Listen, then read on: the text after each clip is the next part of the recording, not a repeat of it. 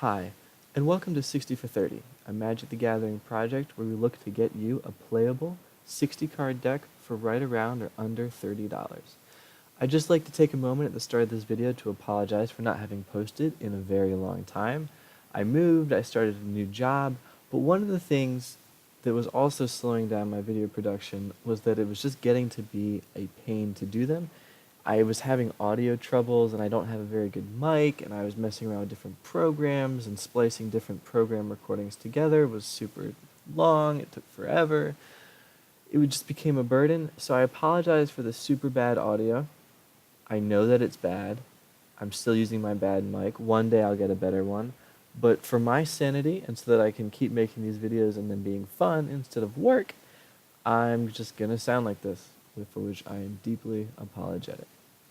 Anyway, that's all the house cleaning we have. Moving on to the actual deck, we're going to be looking at Modern Bogles today, which is a rather silly name, but for those of you who are unfamiliar, it comes from this card, Slippery Bogle, which is an interesting looking creature that is just a 1/1 that can't be the target of spells or abilities your opponents control. So it essentially has hexproof. So the point of the deck, if you look at the creatures we're running, is we're running small hexproof creatures. 4 Slippery Bogles, 4 Gladecover Scouts, and 4 Silhana Ledgewalkers.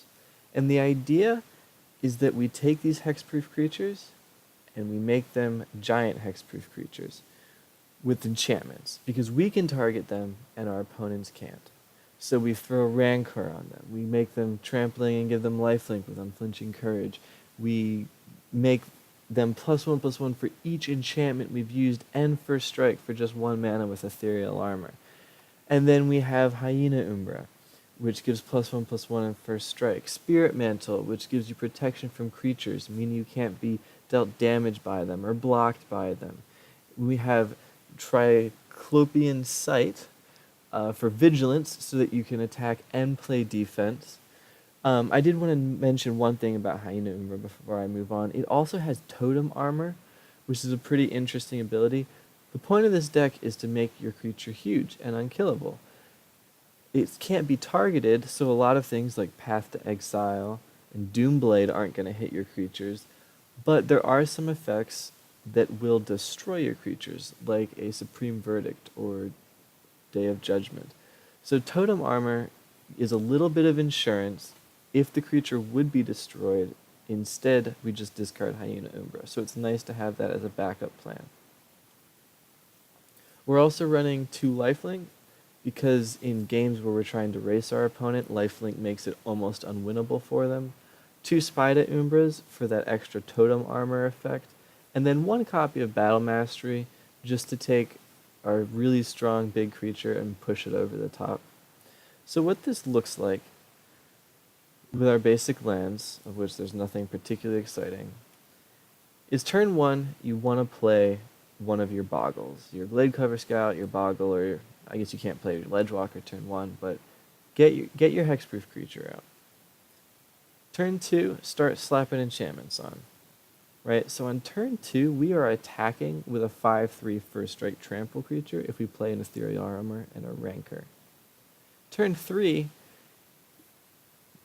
we put a Sight and a Lifelink on, and we now have a hexproof first strike trample vigilance lifelink 8/6 creature that can attack as though it had haste if we'd played it that turn, which is absolutely, there are very, very, very few decks that can deal with that.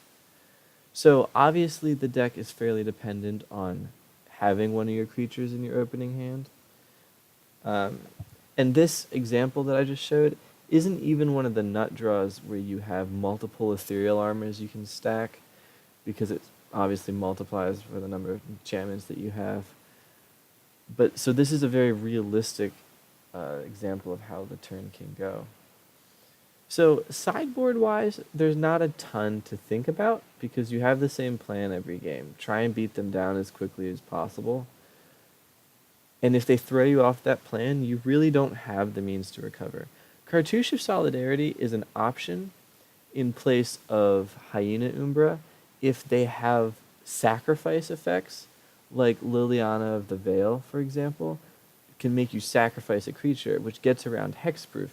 So Cartouche gives you a creature token that's largely going to be useless, but you can sacrifice it if you have to sacrifice a creature, so that can come in those matchups. Lifelink, more lifelink effects is just going to make pretty much any matchup with burn unlosable.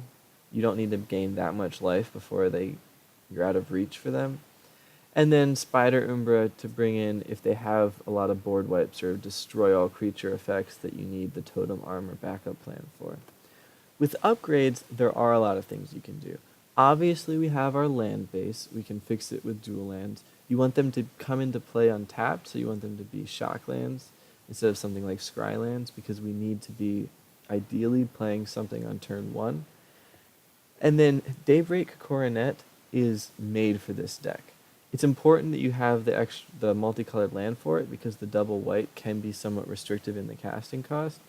But it gives a creature by itself +3/+3 first strike, vigilance, and lifelink, which is absolutely unbelievable. This will replace your Triclopean Sights, because are going to be our vigilance spell, and you're going to want to run 4 of them, because you're going to have enchanted the creature with a different aura, and then the Daybreak Coronet comes down, and it's just a massively big and hard to deal with creature. Once you have those in the deck, you also can cut down on the lifelink enchantment, since the lifelink enchantment that just gives your creature lifelink doesn't actually make it bigger and isn't as good as you would like it to be. So between the Daybreak Coronets and the Unflinching Courages, that's enough lifelink effects so you can cut your Triclopean Sights and your lifelink enchantments. We also, Core Spirit Dancer comes in, and this is what just makes the deck pop off, because every time you cast an aura spell, most of which costs 1 mana, you draw a card. So this is how you can end up playing 3 enchantments and drawing 3 cards on turn 3, right? It's not the ideal target for your auras, since it can be killed, but it's not even the worst backup plan, since it gets an additional +2/+2 for each aura attached to it. So it's an absolutely bonkers card, but really it's for the card draw. So a few things to think about if this deck looked interesting to you. This is not a remotely interactive deck. If they can find a way to stop your big creature, they're going to have a good time, and if they can't deal with it, you're going to win very quickly.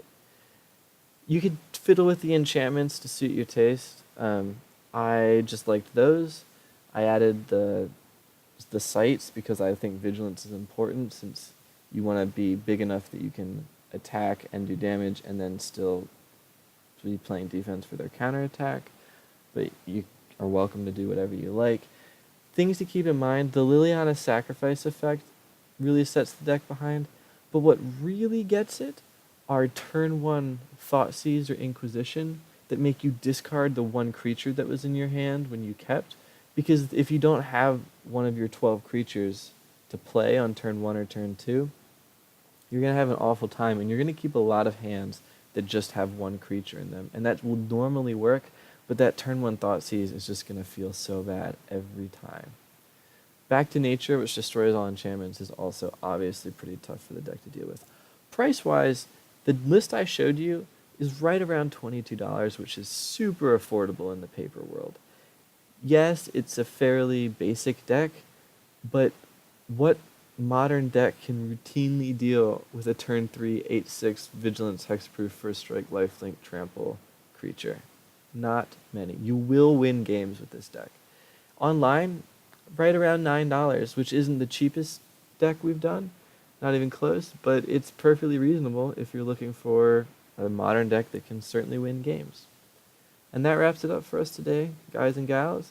Thank you for watching. Subscribe, like, comment. I've been trying to get back to everyone who comments so far. I think I've been doing a pretty good job, and I've loved talking to you guys, so please reach out to me. Again, sorry for my time away. I don't intend to make it a thing. And tune in next time. I'm thinking I'll be posting videos just about once every other week. I have every other Friday off, and that's when I'm planning to do these videos. And I think we'll be making our triumphant return to Standard. Alright? Thank you for watching again. I can't tell you how much I appreciate it, especially if you're one of the 4 people that made it all the way through the video. And have fun out there. That's what it's all about.